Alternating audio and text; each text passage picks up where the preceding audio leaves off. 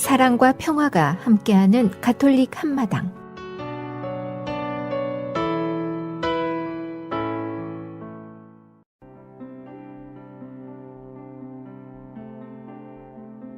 오늘의 복음 말씀,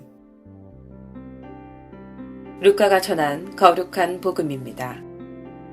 그때 예수님께서 모든 사람에게 말씀하셨다. 누구든지 내 길을 따라오려면 자신을 버리고 날마다 제 십자가를 지고 나를 따라야 한다. 정녕 자기 목숨을 구하려는 사람은 목숨을 잃을 것이고, 나 때문에 자기 목숨을 잃는 사람은 목숨을 구할 것이다. 사람이 온 세상을 얻고도 자기 자신을 잃거나 해치게 되면 무슨 소용이 있느냐. 누구든지 나와 내 말을 부끄럽게 여기면 사람의 아들도 자기의 영광과 아버지의 거룩한 천사들의 영광에 쌓여올 때에 그를 부끄럽게 여길 것이다. 주님의 말씀입니다.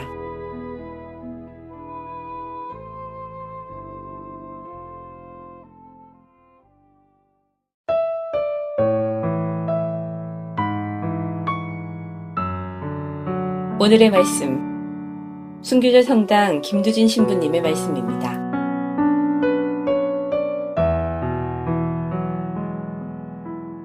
세상에 개만도 못한 사람이 있을까요? 사실 개만도 못한 사람은 몰라도 개만도 못한 아빠는 있습니다. 집에서 개가 아프면 병원에 데려가는데 남편이 아프면 그 뭐해? 가서 약이나 사 먹지 이러는 사람. 그 다음에 어디 갔다 돌아오면 개부터 챙기는데 아빠가 들어오면 들어오든지 말든지 하는 사람. 개밥은 열심히 챙기면서 밥 먹을 때 되면 아직도 밥 안 먹고 뭐 하고 있었어? 이렇게 얘기하시는 분들, 참 개만도 못한 아빠들이 많습니다. 제가 처음에 여기 시카고 성당에 오려고 그럴 때 사무장님이 저한테, 신부님, 그 전에 계시던 신부님이 개를 키우고 있습니다. 그래서 제가 치워 그랬습니다. 저는 내 똥 치우기도 어려운데 내가 개똥 치우게 생겼냐. 그런데 제가 캘리포니아에 갔을 때 펫 세메터리라는 게 있었어요. 펫 세메터리가 뭐냐면 개 공동묘지입니다. 사람보다 낫죠. 비석을 세웠는데 개 사진에다가 We miss you, we love you, 블라블라블라. 개만도 못한 사람이 꽤 많더라고요. 근데 요새는 또 개 호텔도 생겼다 그러죠. 어디 여행 갈 때 거기다 맡겨놓으면 먹일 거 먹이고 또 씻길 거 씻기고, 이렇게 개만도 못한 사람이 분명히 있습니다. 근데 우리는 개만도 못한 사람이 아니라 개를 사랑하는 사람 맞지요? 그래서 우리는 개와 일치를 이룹니다. 개와 한 몸이 됩니다. 보신탕을 통해서. 근데 여러분들, 그 보신탕 얘기하면 기분 나빠하시는 분들이 많아요. 그런데 우리 천주교 신자들은 우리 잘 알아야 됩니다. 천주교 신자들은 개를, 보신탕은 거룩한 음식입니다. 왜 거룩한 음식이냐면, 옛날에 순교자들이 말이에요, 관군이 들이닥친다 그러면 언제 닭 챙기고 언제 돼지 챙기고 언제 소 챙깁니까? 그냥 몸만 뛰어나가죠. 몸만 뛰어나가면 어떻게 돼요? 개는 열심히 쫓아옵니다. 그때 순교자들이 단백질을 어디서 구하겠어요? 개를 잡아 먹습니다. 근데 가만히 생각해 보니까 순교자를 위해서 순교한 동물이 바로 개예요. 그런데 왜 개 소리만 들어가면 다 욕처럼 들리는지 참 웃기는 얘기입니다. 사실 예수님을 죽어라 하고 쫓아가서 예수님처럼 십자가에 달려서 죽은 사람들, 개같이. 그래서 개같은 순교자. 이렇게 되면 또 욕처럼 들리나? 그래서 제가 오늘 그런 생각을 했어요. 개보다 못한 신부는 되지 말자. 개보다 못한 신자는 되지 말자. 개보다 못한 사람은 되지 말자. 오늘은 1984년 여의도에서 성인품에 오른 김대건 신부님과 정하상 바오로와 그의 동료 순교자들을 기념하는 큰 축일입니다. 사실 순교자 중에서 제대로 조사가 되지 않은 분들도 많습니다. 그리고 또 평생을 시름시름 앓다가 돌아가신 분들도 많고요. 그래서 약 100년 동안 우리가 집계로 하는 것이 약 10,000명의 순교자가 생겼다고 얘기를 하는데, 그 집계가 안 된 것까지 하면은 아마 수만 명에 이를 거라고 추산을 합니다. 우리가 알고 있듯이 천주학을 박해하는 이유가 조상 제사에 거부하는 외형적인 이유도 있었지만, 실제적으로는 정적을 없애기 위한 술수였다는 것이죠. 남인과 북인 그리고 다시 소론과 노론으로 갈려져서 세력 다툼을 하고 있던 시대에서 남인들이 대부분이었던 천주학쟁이들을 없애기 위한 정치적인 술수였습니다. 그러나 그들이 믿었던 참 행복의 삶이 천주학에 있음을 믿고 순교한 분들이 바로 우리의 신앙입니다. 천주교, 즉 서학에 대한 학문적 연구는 이미 조선시대 후기 17세기 초엽에 창설된 것입니다. 실학파는 전통유학, 즉 보수 전통유학의 근대적인 사고와 가치관에서 탈피해서 객관적 사실이 입각하여 진리를 탐구하려는 실사구시의 태도에서 출발합니다. 실사구시는 정약용 선생이 강조했던 말인데 뜻을 보면 사실을 토대로 옳음을 구한다는 뜻입니다. 허균이 바로 실학파 학자였습니다. 허균을 연구한 사람이 허균에 대해서 글을 쓰면서 그 시대의 상황을 이렇게 적습니다. 그 시대는 어떤 시대였냐면, 첫째로 무고로 죄 없는 사람들을 고발하여 감옥에 가게 하는 일이 많아서 백성은 불안하고 서로 믿지 못하는 풍조가 휩쓸었다. 둘째로 벼슬 팔아먹기와 뇌물과 횡령이 판쳤다. 셋째로 과거 시험 문제가 사전에 유출되는 등 부정이 행해지고 벼슬아칠의 부정부패는 당연한 것으로 되었다. 넷째로 무리한 토목공사를 벌려놓고 관리들은 공사 자재를 횡령하고 민생고에 허덕이는 백성들로부터 재물을 빼앗아서 매우 사치스럽게 살았다. 결국 임금으로부터 지방 수령에 이르기까지 자기 신분을 보호하기에 바빴고, 그것을 위해서는 금력이 필요했고, 그 금력을 위해서는 임금은 신하들로부터, 또 신하들은 백성들로부터 재물을 빼앗는 길밖에 없었던 것이다 라고 이희화라는 양반이 허균이라는 책에다 그렇게 썼습니다. 그리스도의 신앙은 하느님이 자비로우시고 사랑한다고 가르치죠. 그것은 그들의 새로운 시야를 열어주는 정말 가히 충격적인 이론이었습니다. 무자비한 법과 제도에 한마디 항의도 못하고 짓눌려 살다가 죽어가는 사람들에게 하느님으로 말미암은 질서, 즉 정의와 자비와 사랑에 대한 가르침은 그 시대에 사회가 안고 있던 모든 부조리를 한순간에 걷어내는 기적과 같은 것이었다고 볼 수 있습니다. 마치 예수님 시대의 이스라엘 백성들이 그저 율법을 지켜야 하고 그저 성전세를 내지 못하는 사람들, 율법을 지키지 못하는 사람들이 다 죄인으로 취급되어서 가난하고 병든 사람들은 모두 다 하느님 사랑 밖으로 있는 사람이라고 생각하다가 예수님이 그것이 아니라 참 하느님의 사랑은 어떤 것인지를 가르쳐 줄 때 예수님의 새로운 가르침으로 기쁨을 얻은 것과 같은 그런 이치였을 겁니다. 그래서 그들은 그 신앙을 지키기 위해서 죽기까지 모든 것을 버리고 예수님을 따르기까지 하게 됩니다. 1784년 이승훈 베드로가 북경에서 세례를 받은 후에 관련 서적들과 성물들을 가지고 귀국하게 됨으로써 천주교 신앙공동체는 본격적으로 발전하기 시작합니다. 그것을 우리 교회에서는 조선교구 설정이라고 얘기합니다. 홍유한이라는 분이 있었습니다. 세례를 받은 신자는 아니었습니다. 근데 천주학을 책으로 배우고 나서 매일 주일을 지켰습니다. 근데 그때는 서양역이 없었잖아요. 서양역이 없었으니까 하루 이틀 사흘 나흘 닷새 엿새 일회 이렇게 정해놓고 일회마다 안식일을 지켰고, 안식일에는 자기의 재산을 풀어서 종들을 쉬게 하고 가난한 사람들에게 자기의 재산을 나누었습니다. 그리고 이제는 은퇴하고 나서는 아예 모든 재산을 팔아서 가난한 사람들에게 주고 그는 산에 들어가서 살게 됩니다. 그는 비록 세례를 받은 사람은 아니었지만 우리나라의 최초의 은둔자여 훌륭한 신자였음은 의심할 여지가 없습니다. 즉 책으로 배운 서학을 통해서, 천주학을 통해서 믿음을 살아간 것입니다. 자, 그래서 1984년 5월 6일 103명의 한국 순교자들이 여의도에서 태어났습니다. 교회 사상 이래 처음으로 로마 교황청이 아닌 곳에서 성인품을 받게 됩니다. 교황 요한 바오로 2세가 한국에 왔을 때 그 양반이 오셔서 제일 먼저 하신 게 비행기에서 내려서 땅에다 친구하고 봉자 말씀을 하셨습니다. 그것도 한국말로 벗이 먼 곳에 있어 찾아온 몸이 이 어찌 기쁘지 아니하리야. 그때 그 공항에 영접 나온 사람이 누구였냐면 노태우 대통령이었어요. 노태우 대통령께서 그런 얘기를 하셨습니다. 우리는 정말 행복한 국민들입니다.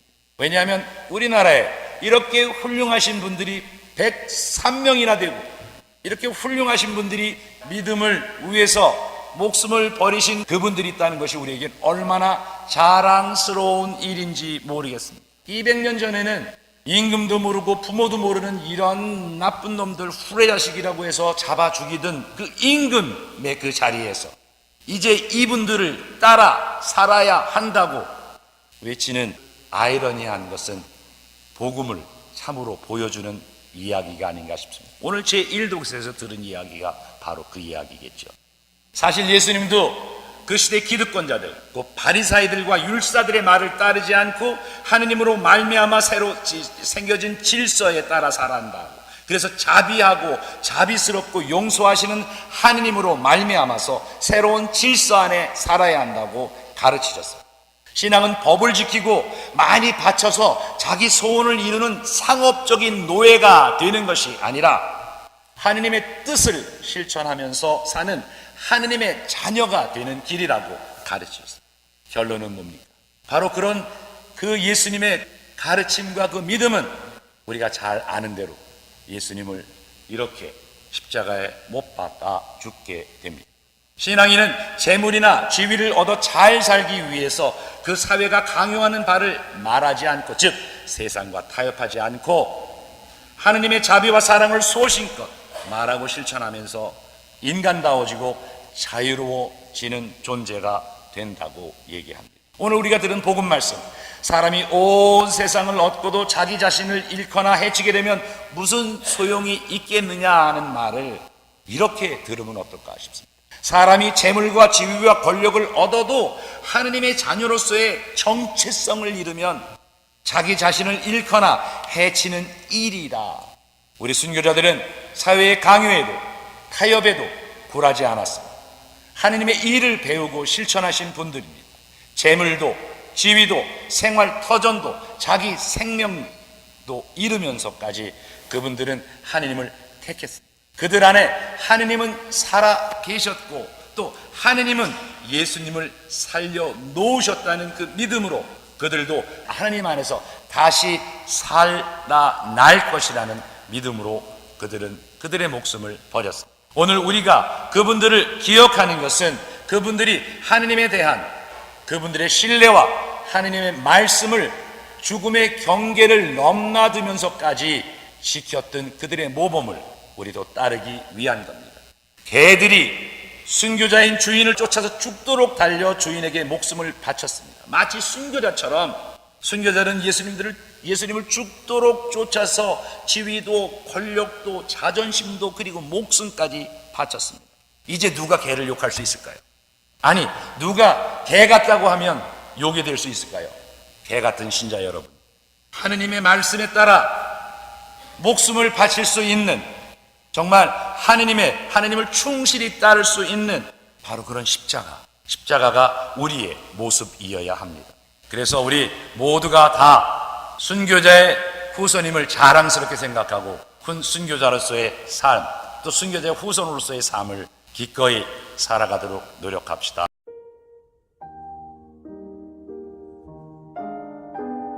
지혜를 찾는 이에게 당신이 바라는 것 가운데 일부를 갖지 못하는 것은 행복의 한 가지 필수 조건입니다. 작은 일에서 드러나는 우리 모습이 큰 일에서도 드러납니다. 철저하게 일에 몰두한 사람치고 매우 불행한 사람은 아직 없었습니다.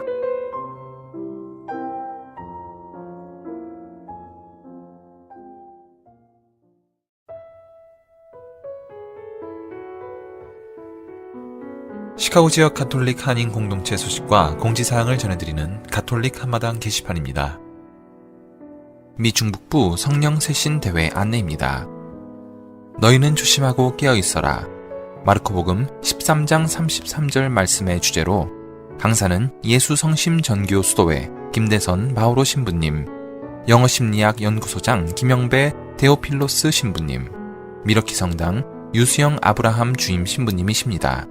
일시는 10월 1일 목요일부터 10월 4일 주일까지이고 10월 1일과 2일은 오후 7시부터 10시까지, 10월 3일 토요일은 오후 5시 30분부터 10시까지이며 10월 4일 주일은 오후 1시부터 6시까지입니다. 장소는 성정화상 바오로 성당이고 안내 및 신청 접수는 각 성당 성령기도회 봉사자에게 하시면 됩니다.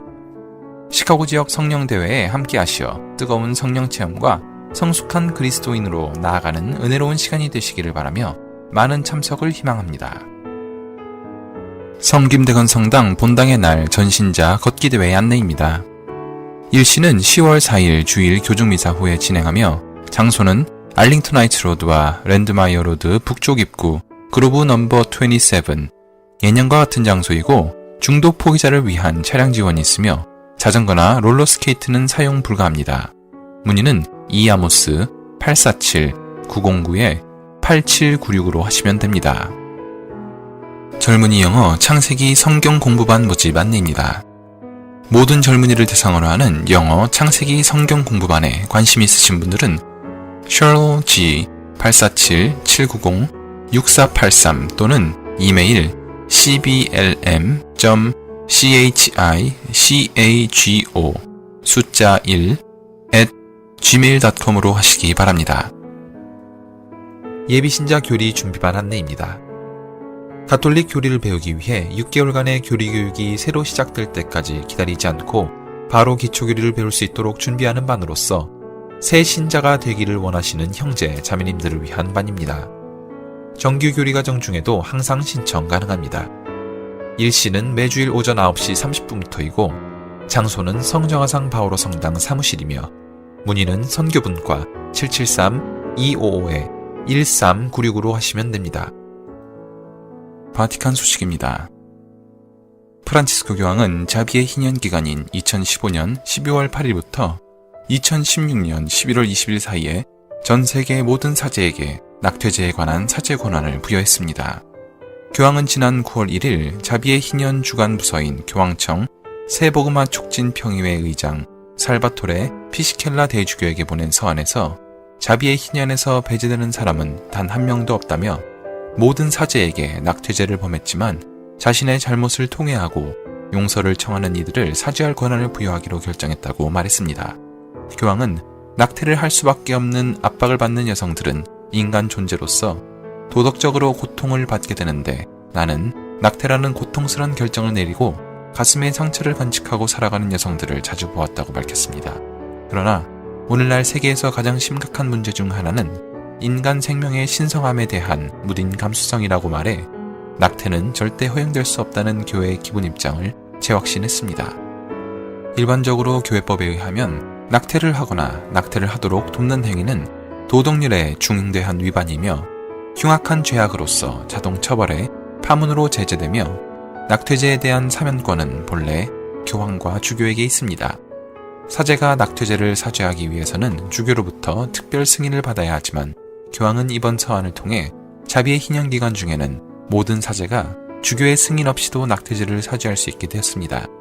교황은 사제들에게 낙태죄의 사죄를 청하는 여성들을 환대하되 그 죄가 얼마나 무거운지를 설명하고 모든 것을 새롭게 하는 하느님의 용서를 받을 수 있는 진정한 회개의 길을 안내하라고 당부했습니다. 지금까지 가톨릭 게시판 시간이었습니다.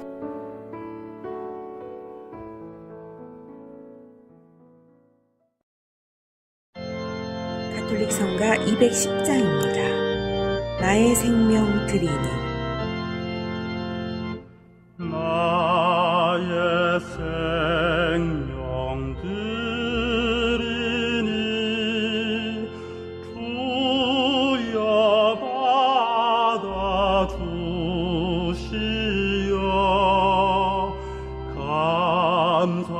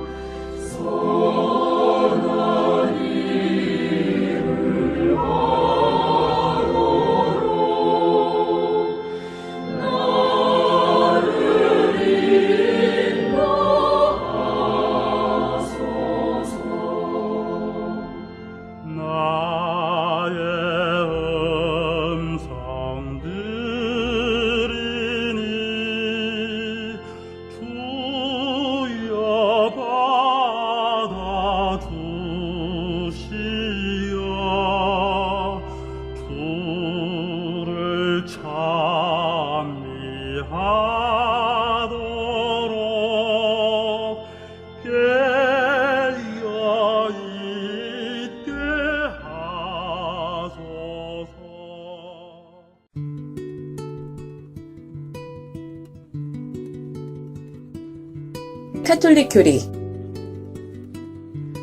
미사를 제사라고 하는데 제사의 의미에 대해서 먼저 설명해 주세요. 제사는 인간이 하느님께 제물을 봉헌하고 하느님의 높으신 권능에 승복하는 마음을 표현하는 공적 경신 예배입니다. 또 제사는 인간이 절대자이신 하느님께 스스로 예속되어 있음을 인정하고 자기의 모든 것을 바치고 바치는 신심을 표현하는 행위이기도 합니다. 그런데 인간이 하느님께 드리는 최성의 제물은 바로 인간에게 가장 귀중한 생명입니다. 따라서 자신의 생명을 바치는 것은 가장 완전한 제물이 됩니다. 아브라함이 아들 이사학을 제물로 바치려고 한 것이 바로 그 예입니다. 구약 성서를 읽다 보면 여러 가지 제사들이 나오는데요. 제사의 종류에는 어떤 것들이 있나요? 우선 제사는 방법과 목적에 따라서 다음과 같이 분류가 될 수 있습니다. 첫 번째로 방법론으로 혈제나 무혈제, 그리고 번제로 나뉘는데요. 첫 번째 혈제는 양이나 소 같은 희생묘를 죽여서 제단에 그 피를 흘려 생명의 주인이신 하느님의 권능을 드러내는 제사입니다. 다음으로 무혈제는 밀가루나 빵, 포도주나 곡식, 향유 등을 바쳐서 만물을 다스리시는 하느님의 영광을 드러내는 제사입니다. 마지막으로 번제는 짐승을 죽일 뿐 아니라 불태워 없앰으로써 하느님의 모든 것의 주인이심을 드러나는 제사입니다. 다음으로 제사의 목적에 따라 흠숭제와 감사제, 그리고 기원제와 속죄제로 나뉩니다. 첫 번째 흠숭제는 하느님을 찬미하고 영광을 드리기 위하여 드리는 제사입니다. 그리고 감사제는 하느님께 받은 은혜를 감사하기 위하여 드리는 제사이고, 기원제는 필요한 은혜를 청하기 위해서 드리는 제사입니다. 마지막으로 속죄제는 죄와 용서를 빌기 위해서 드리는 제사입니다. 예수님이 십자가 위에서 죽으심을 완전한 제사라고 하는데 이것은 무슨 뜻입니까? 인간이 하느님께 드리는 최상의 제물은 가장 소중한 생명이므로 자신의 생명을 바치는 것이 가장 완전한 제물인데, 예수님은 인간의 구원을 위하여 십자가 위에서 죽으심으로써 당신의 생명을 하느님 아버지께 제물로 바치셨습니다. 예수님은 가장 완전한 제사를 드리신 겁니다. 예수님은 하느님께서 가장 사랑하는 아들이며 십자가 위에서 죽으심은 예수 그리스도가 친히 제물이 되고 제관이 되어 아버지의 뜻을 따라 바치신 제사입니다. 따라서 이것은 유일하고 완전한 제사입니다. 그래서 예수님의 이 제사는 영원한 효력을 나타냅니다. 미사를 제사라고 하는 이유가 무엇인가요? 예수님은 최후의 만찬 중에 성체성사를 세우실 때 너희를 위하여 바칠 몸, 흘릴 피라고 말씀하시면서 나를 기념하여 이 예식을 행하여라 라고 하심으로써 빵과 포도주의 형상 안에 살아계신 주님을 봉헌하는 미사성제는 십자가의 제사와 같은 것임을 말씀하셨습니다. 즉 미사는 파스카 양이신 그리스도의 몸과 피를 아버지께 바치고 그것을 우리에게 나누어주는 기념제입니다. 그러므로 미사는 예수님께서 우리와 함께 당신 자신을 제물로 하느님께 드리는 유일한 제사입니다. 따라서 우리가 미사에 참여하는 것은 가장 완전하게 하느님을 흠숭하고 감사드리며 속죄하고 기원하는 제사를 드리는 것입니다.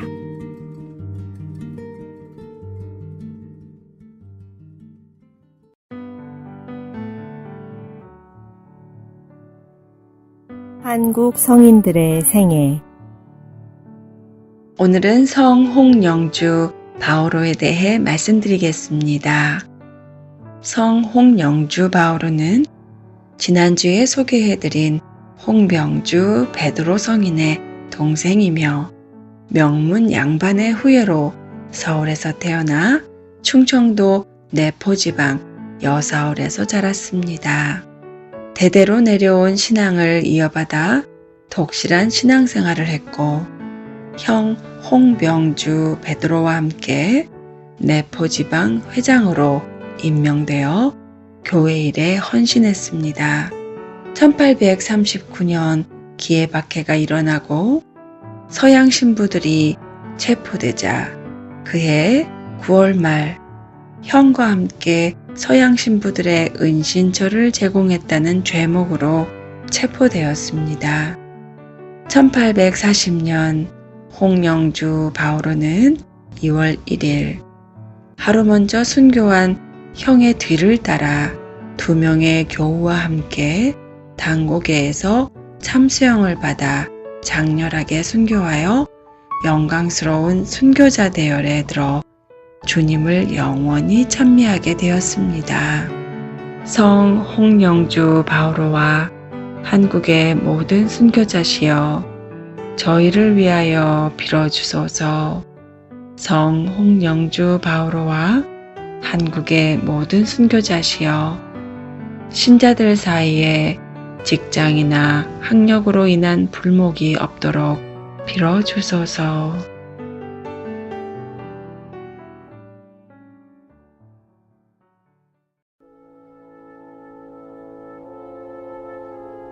(365일) 당신을 축복합니다.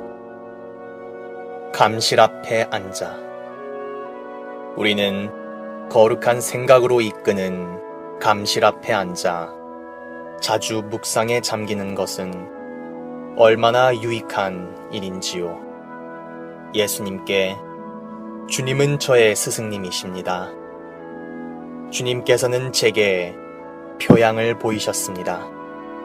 저도 주님께서 하신 대로 하고 싶습니다. 라고 말씀드리십시오. 어디로 가시든지 저는 스승님을 따르겠습니다. 루카 9장 57절.